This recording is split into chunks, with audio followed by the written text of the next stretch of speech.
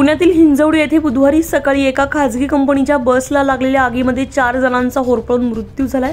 सुरुवातीला हा अपघात असल्याचं वाटत असलं तरी पोलीस तपासामध्ये हा मुद्दाम घडवलेला प्रकार असल्याचं उघड झालंय। चालक जनार्दन हंबर्डीकर यानं कामगार मालक वाद आणि पगार कपातीच्या रागातून हा कट रचल्याचं समोर आलंय। पोलीस तपासामध्ये त्यानं या गुन्ह्याची कबुली दिली आहे। हंबर्डीकर याने घटना घडण्याच्या आदल्या दिवशीच बसमध्ये बेन्झिन केमिकल आणि टोनर पुसण्यासाठी वापरण्यात येणाऱ्या चिंध्या ठेवल्या होत्या।